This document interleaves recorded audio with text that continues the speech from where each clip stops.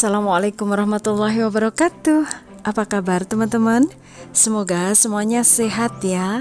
Dan tentunya senantiasa dalam lindungan Allah Subhanahu wa Ta'ala. Ini adalah bayam-bayam yang tumbuh di depan dapur terbuka ala pedesaan, teman-teman. Selain bayam, di sini juga ada tanaman cipluan. Semuanya ini numbuh-numbuh sendiri ya teman-teman, tidak kami tanam. Sebenarnya ini sudah kemarau panjang, tapi alhamdulillah tanaman-tanamannya masih subur-subur. Dan ini daun bayamnya itu lebar-lebar banget teman-teman. Coba aku bandingkan sama telapak tangan aku ya. Lebih lebar daun bayamnya. Daun bayam apa ya namanya? Mungkin karena daunnya lebar-lebar. Ini jenis yang bayam raja ya.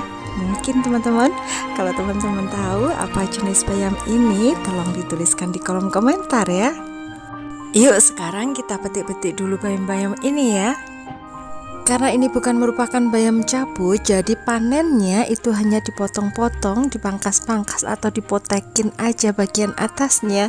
Dan ini aku potekin aja sama tangan teman-teman. Sebenarnya lebih gampangnya kalau sama pisau atau sama gunting ya. Oh ya teman-teman, tips agar tanaman bayam kita tidak cepat tua itu harus sering kita panen ya ketika sudah mulai subur, sehingga tidak mudah muncul bunganya. Kalau sudah muncul bunga itu tanamannya jadi cepat tua dan tentunya sudah tidak produktif lagi kalau sudah tua, kecuali kita memang mau ambil benihnya. Jadi kita biarkan berbunga sampai dengan bunganya kering dan muncul biji-bijinya yang warnanya hitam-hitam itu teman-teman. Jadi itu bisa dipakai sebagai benih. Namun gimana pun juga kita mempertahankan agar tanaman bayam ini awet muda, ya tetap ada masanya dia akan jadi tua juga ya. Hanya saja kalau sering dipanen itu akan memperpanjang umur bayam ini teman-teman. Bahkan ada yang bilang kalau jenis bayam kayak gini itu kalau jarang dipanen, kalau dimasak daunnya itu terasa kaku dan juga ada yang bilang rasanya agak pahit. Apa bener ya? Karena bayam yang aku makan dan aku panen selama ini nggak ada yang pahit. Alhamdulillah ini udah cukup panen bayamnya, udah dapat satu tampah. Aku letakkan dulu di sini ya. Sekarang kita mau panen lagi untuk sawi Jepang. Berbeda dengan cara panen bayam, kalau bayam tadi panennya kan kita ambil pupus-pupusnya ya atau pucuk-pucuknya. Tapi kalau sawi Jepang ini kita potekin daun-daun yang bagian bawahnya ya teman-teman. Sawi jenis ini atau sawi Jepang ini bisa tinggi, batangnya bisa mencapai 2 meter loh. Batang sawi Jepang ini sebenarnya kalau dipotong itu dia bisa bercabang teman-teman. Tapi ketika dia bercabang itu daunnya jadi kecil-kecil ukurannya, nggak gede-gede kayak gini. Sama seperti bayam, cara pengembangbiakan sawi Jepang ini adalah dari biji-biji bunganya. Jadi dia gampang banget. Ketika biji-biji bunga itu berhamburan di tanah, dia pasti numbuh insya Allah teman-teman. Jadi gampang sekali. Kalau teman-teman menginginkan bibitnya, silahkan main ke rumah ya, karena banyak bibitnya di rumah. Setelah panen sawi Jepang, aku akan petik tomat-tomat yang sudah terlihat merah-merah. Tanamannya ada di sebelah sawi-sawi Jepang ini teman-teman. Yuk sekarang kita petik tomatnya ya. Ini adalah jenis tomat mawar karena bentuknya itu yang kayak mawar ya. Jadi namanya kalau aku beli benihnya itu tomat mawar. Musim kemarau dan cuaca panas kayak gini itu membuat media tanam itu cepat kering ya, sehingga seharusnya tanaman-tanaman kayak gini itu nyiramnya 2 kali sehari, pagi dan sore. Tapi kami nyiramnya hanya sekali aja teman-teman, di pagi hari. Itu pun karena kami pakai pump, airnya kurang lancar ya, karena musim kemarau mungkin sumbernya itu kan kecil ya, sehingga air itu dibagi-bagi jadinya terbatas. Alhamdulillah ini panen sawi Jepang dan tomatnya juga udah selesai. Kita kumpulkan sama bayam tadi. Meskipun musim kemarau, kita harus tetap semangat menanam ya teman-teman.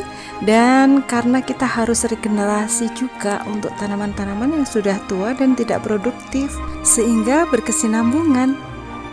Ini beberapa bibit tanaman yang kami semai di pot tray, yang belum sempat kami pindahkan ke polybag teman-teman. Kalau yang lain sudah kami pindahkan ya. Ini sisa-sisanya yang belum kami pindah, dan kami kasih label di stick kayu kayak gini, biar nggak bingung kita ya, ini bibit atau tanaman apa. Kami manfaatkan stick dari es krim ini teman-teman. Contohnya ini ya, ini tanaman apa? Coba aku ambil satu. Nah, yang ini adalah kailan baby. Kemudian yang ini adalah sawi pagoda. Dan yang ini sawi cesium.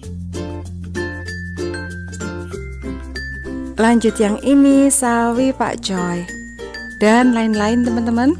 Jadi ini banyak sekali jenisnya, ada tomat, ada terong, ada cabai juga.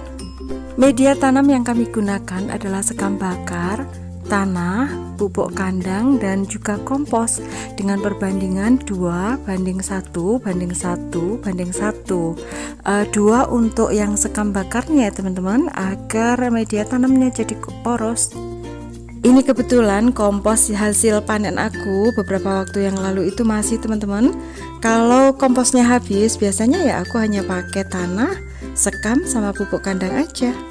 Kita aduk media tanam hingga rata ya, hingga homogen. Kemudian kita masukkan ke dalam polybag yang ukurannya kecil-kecil teman-teman. Karena memang yang akan kita tanam di polybag ini adalah bibit yang masih kecil-kecil. Seiring dengan berjalannya waktu, tentunya bibit kecil ini juga akan tumbuh jadi besar, sehingga kalau sudah agak besar nanti akan kita pindahkan ke polybag yang lebih besar lagi.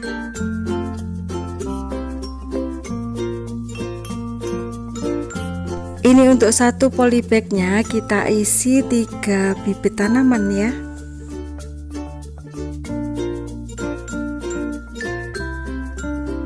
Kita buatkan lubangnya dulu untuk memudahkan memasukkan bibit tanamannya. Dan jangan lupa disiram ya.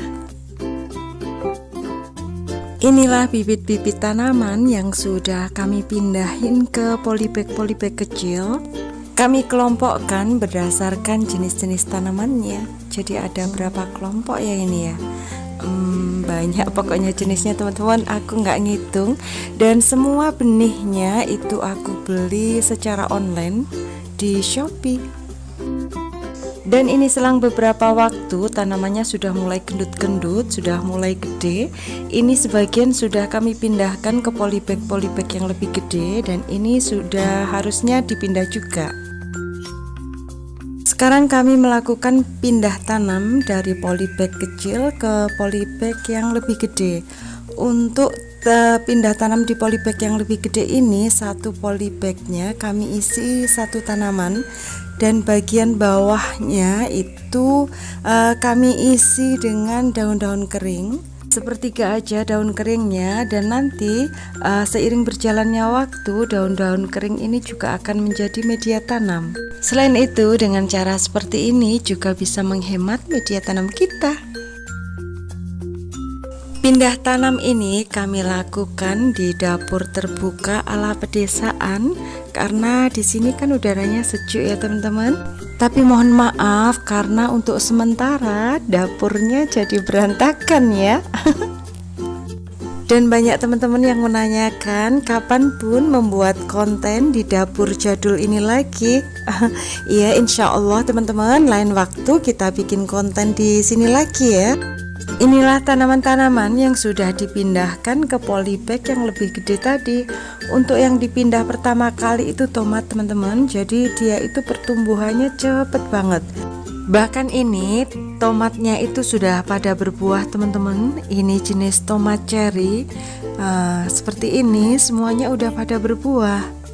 Jadi emang kalau sudah waktunya untuk dipindah tanamkan di polybag yang lebih gede dan segera dipindah, itu tanamannya cepet subur dan cepet gede. Ini tomat cherry-nya masih kecil-kecil, dan ini ada tomat cherry contoh yang sudah matang teman-teman. Kita petik ya, seperti ini. Melanjutkan pembahasan pindah tanam ke polybag yang lebih gede tadi, untuk tanaman-tanaman yang tidak segera dipindah tanamkan padahal sudah waktunya harus dipindah, pertumbuhannya itu jadi stunting atau dia kerdil karena asupan gizi atau nutrisi yang dibutuhkan itu tersedianya hanya terbatas. Selain tomat cherry, kita petik juga tomat mawar. Ini tanamannya sudah tua sehingga sudah kering dan ini tinggal sisa-sisanya aja. Dia sudah nggak produktif lagi, harus regenerasi ya. Dan ini ada yang agak lonyot teman-teman. Kita pencet-pencet aja di sini biar bijinya keluar. Kalau disiram ini insya Allah bisa numbuh tanaman baru. Inilah hasil panen tomat kita kali ini. Dan sekarang yuk kita lihat bayam yang di awal video tadi aku panen ya. Sekarang kondisinya sudah seperti ini. Sudah tua dan berbunga semuanya. Dan ini bunganya yang bisa dipakai atau digunakan sebagai benih ya. Jadi kalau kita tabur ini di tanah, insya Allah dia akan numbuh. Di bawah ini ada kale kerli teman-teman. Kenapa 5 polybag kale kerli ini nyempil di bawah bayam-bayam ya? Bayam-bayam ini posisinya ada di depan dapur terbuka ala pedesaan ya. Tuh, dapur terbukanya di sana.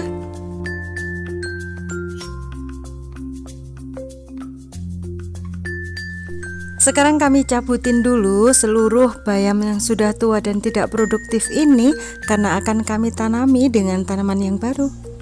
Dan ternyata nyabutin bayam yang udah gede-gede kayak gini itu kalau sendiri agak berat teman-teman. Jadi lebih ringannya berdua ya. Kami cabutin berdua aja. Untuk tanaman yang akan kami letakkan atau kami tanam di sini itu ada baby kailan, kemudian sawi pakcoy, sawi cesim, sama selada yang memang belum sempat kami pindah tanam ke polybag yang lebih gede sehingga pertumbuhannya itu agak kerdil teman-teman. Mudah-mudahan kami tanam di tanah langsung di kebun ini pertumbuhannya jadi bagus. Biji-biji dari bunga bayam ini tentunya sudah banyak yang rontok dan runtuh di tanah ya teman-teman, sehingga kalau disiram itu bisa numbuh. Apalagi saat musim penghujan, benih-benih bayam atau biji-biji bayam itu akan tumbuh di mana-mana dan bahkan kadang-kadang sulit dikendalikan karena banyak sekali teman-teman. Tapi kalau musim kemarau kayak gini, kalau nggak disiram ya nggak bisa numbuh. Untuk yang susah dicabut, kita pangkas aja sampai ke pangkalnya ya. Dan semoga aja segera turun hujan ya teman-teman, jadi tidak ada yang kekeringan. Karena di wilayah Kabupaten Trenggalek kalau pas musim kemarau panjang kayak gini, biasanya ada beberapa daerah itu yang sampai kekurangan air. Jadi sumur-sumur mereka itu pada kering. Bayam-bayam tadi kami kumpulkan jadi satu untuk kami bikin kompos sehingga mereka tidak akan terbuang sia-sia ya, karena bayam-bayam ini akan bermanfaat untuk tanaman-tanaman yang lain. Dia sanggup untuk menopang kehidupan dan menyuburkan tanaman-tanaman yang lain. Setelah lahan ini kosong, kemudian kami rapikan dulu karena sebenarnya ini kan ada bedengan-bedengannya ya teman-teman, jadi ada respetnya. Kemudian sedikit kami gemburkan dulu dengan mencangkul bagian atasnya. Dan ada sampah-sampah daun kering kami naik-naikkan, kami campur dengan media tanamnya agar terurai dan dia juga bisa menyuburkan nanti. Untuk rumput-rumput yang berpotensi menjadi gulma, kita sisihkan, nanti kita masukkan ke dalam tempat pembuatan kompos biar diproses di sana. Sebelum ditanami, kita taburi dulu sama pupuk kandang dan juga sekam bakar untuk mengembalikan porositas dan juga kesuburan tanah, karena kemungkinan besar nutrisinya sebagian kan sudah terserap oleh tanaman sebelumnya ya.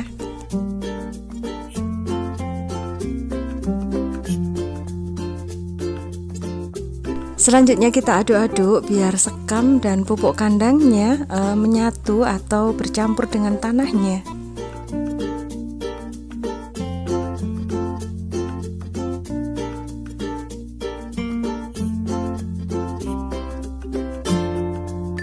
Karena dirasa kurang, ini sekam bakar sama pupuk kandangnya kami tambah teman-teman.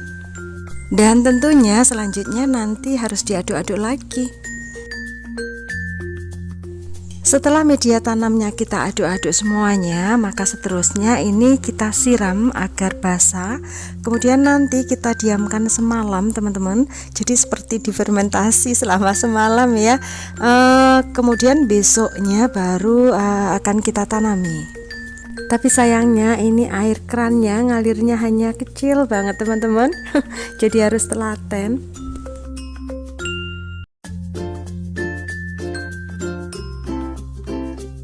Keesokan harinya kami mulai menanam. Ini aku buat lubang tanamnya dulu. Tapi saat aku bikin lubang tanam, aku baru ingat bahwa masih punya sisa kompos yang bisa dimanfaatkan untuk dimasukkan di lubang tanam ini. Nah, ini dia kompos panenan kami yang dulu tinggal segini teman-teman, sudah hampir habis.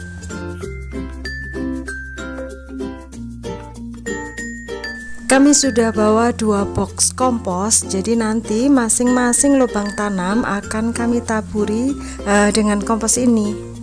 Meskipun musim kemarau, tetap semangat menanam. Ayo teman-teman ikut menanam ya.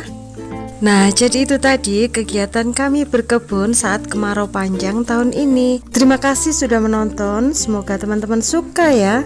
Dan semoga video ini bermanfaat.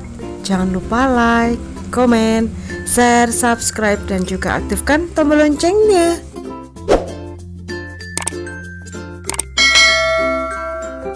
Terima kasih. Wassalamualaikum warahmatullahi wabarakatuh.